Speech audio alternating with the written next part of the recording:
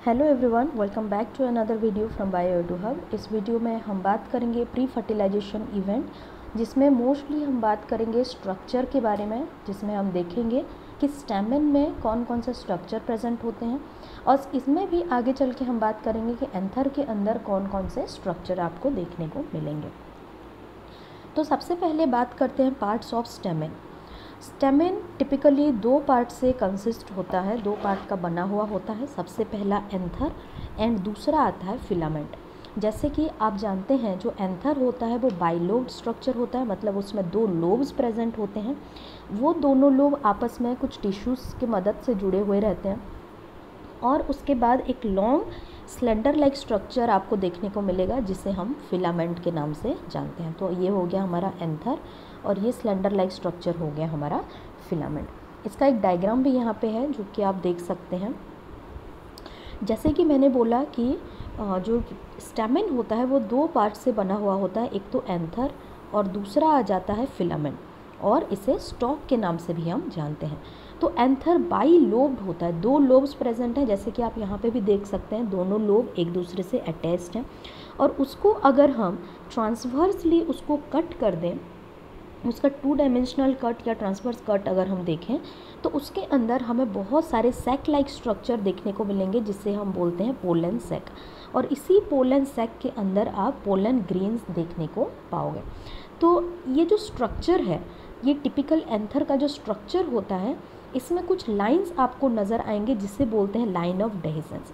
ये line of dehiscence, इसका significance क्या होता है देख लेते हैं। जैसे ही ये पर्टिकुलर एंथर मैच्योर हो जाता है, मतलब इसके अंदर के जो पोलन ग्रेन्स हैं वो मैच्योर हो चुके हैं, और अब जब इनकी रिलीज़ होने का टाइम आ जाता है, तब इसी लाइन ऑफ डेहिसेंस से जब डिहाइड्रेशन का प्रोसेस शुरू होगा, एंथर में डिहाइड्रेशन हो गया और बहुत कम वाटर कंटेंट बचा है, तो इसी लाइन ऑफ डेहिसेंस के थ्रू या फिर इसी पार्ट से ही डेहिसेंस होना शुरू हो जाता है या रप्चर होना शुरू हो जाता है। और जैसे ही ये रप्चर हो जाता है तो इस तरह का दो अलग अलग स्ट्रक्चर में ये अलग हो जाते हैं। रप्चर होने के बाद इसके अंदर से जो पोलन ग्रेन्स बाहर आ जाएंगे, और ये फाइनली पोलिनेशन के थ्रू आगे चल के स्टिग्मा में लैंड कर जाते हैं। नेक्स्ट बात करते हैं स्ट्रक्चर ऑफ एंथर। जैसे कि अभी भी मैंने बोला था कि जो एंथर होता है वो बाइलोब्ड स्ट्रक्चर का होता है, और ये दोनों लोब्स सेपरेट होते हैं एक दूसरे से एक पर्टिकुलर टिश्यू के थ्रू जिसे बोला जाता है कनेक्टिव। ओके, और यहाँ पे जो मैच्योर एंथर होते हैं वो टेट्रागोनल स्ट्रक्चर के बने हुए होते हैं। टेट्रागोनल स्ट्रक्चर मतलब इस तरह का चार अलग अलग, मतलब चार इस तरह से 4 स्ट्रक्चर बने हुए हैं चारों कॉर्नर में। इसी वजह से इसको नाम दे दिया जाता है टेट्रास्पोरेंजिएट, क्योंकि ये 4 स्पोरोजिनस टिश्यू या 4 माइक्रोस्पोरेंजियम से बने हुए होते हैं। तो ये जो एक एक स्ट्रक्चर यहाँ पे आपको देखने को मिल रहा है, ये एक एक स्ट्रक्चर होगा माइक्रोस्पोरेंजियम। इसी तरह से जो माइक्रोस्पोरेंजिया है ये आगे चल के पोलन सैक में कन्वर्ट हो जाते हैं। नेक्स्ट बात करते हैं स्ट्रक्चर ऑफ माइक्रोस्पोरेंजिया के बारे में। ये जो पर्टिकुलर स्ट्रक्चर होता है माइक्रोस्पोरेंजिया का, अगर इसका हम ट्रांसवर्स सेक्शन देखें तो ये नियरली हमें सर्कुलर आउटलाइन नज़र आता है। जैसे कि यहाँ पे अगर आप देखेंगे तो ये स्ट्रक्चर आपको नियरली सर्कुलर ही देखने को मिलेगा। ओके, यहाँ पे ये जो माइक्रोस्पोरेंजियम है किससे बना हुआ होता है, ये एक्चुअली मेरिस्टेमेटिक सेल से बने हुए होते हैं, जिसमें homogeneous mass of meristematic sales रहते हैं, और इन्हीं मेरिस्टेमेटिक सेल्स को हम बोल देते हैं प्राइमरी स्पोरोजिनस सेल। ओके, मतलब इसके अंदर जितने भी आपको सेल्स नज़र आएंगे सारे प्राइमरी स्पोरोजिनस सेल्स प्रेजेंट होंगे, और यही primary sporogenous cell microspore mother cells बनाते हैं आगे चल के। ये आगे चलने के बाद यहाँ पे जो स्ट्रक्चर आपको देखने को मिल रहा है, ये माइक्रोस्पोर मदर सेल का फॉर्मेशन करते हैं, और यही माइक्रोस्पोर मदर सेल आगे चल के माइक्रोस्पोर्स बनाएगा, जिससे कि हम बोल सकते हैं कि ये पोलन ग्रेन्स है। ऑलराइट, तो यहाँ पे कुछ दिए गए हैं कंटेंट हम एक बार और देख लेते हैं। सो टिपिकल माइक्रोस्पोरेंजिया, जैसे कि अभी देखा हमने कि ये सर्कुलर आउटलाइन के बने हुए होते हैं। They consist of homogenous mass of meristematic cells, they are called as primary sporogenous cells and the primary sporogenous cell form the microspore mother cell. और यही microspore mother cell diploid nature के होते हैं। और यही डिप्लॉयड माइक्रोस्पोर मदर सेल में जब meiosis का प्रोसेस होता है, मियोसिस 1 एंड मियोसिस 2 हो जाता है, होने के बाद टोटल ये 4 माइक्रोस्पोर टेट्राड में कन्वर्ट हो जाते हैं। और यही माइक्रोस्पोर टेट्राड, ये चारों microspore tetrad potential pollen grains होते हैं, मतलब ये टोटल 4 माइक्रोस्पोर या 4 पोलन ग्रेन्स में कन्वर्ट हो सकते हैं। नेक्स्ट बात करते हैं लेयर्स ऑफ एंथर वॉल। जैसे अभी हमने देखा ये टिपिकल यंग एंथर टीएस, इसका ट्रांसवर्स सेक्शन हमने देखा था, इसमें कुछ लेयर्स प्रेजेंट होते हैं।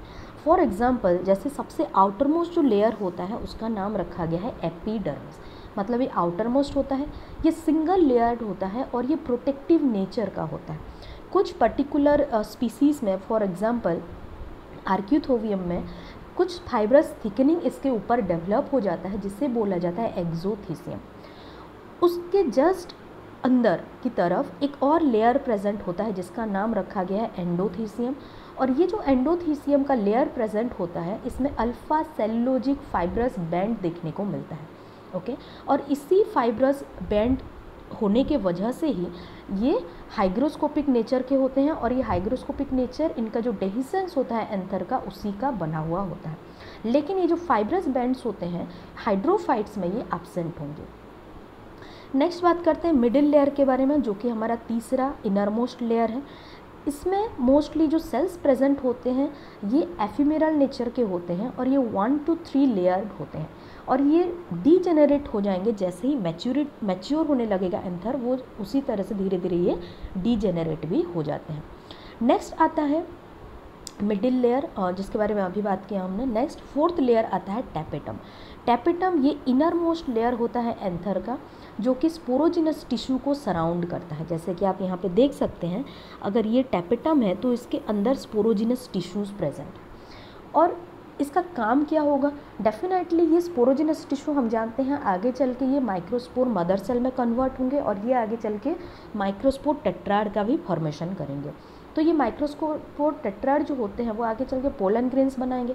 सो ये जो टैपेटम का लेयर होता है ये माइक्रोस्पोर मदर सेल या जो स्पोरोजिनस टिश्यू है या जो आगे चल के पोलन ग्रेन्स में कन्वर्ट होंगे उनको नॉरिशमेंट प्रोवाइड करने में हेल्प करता है।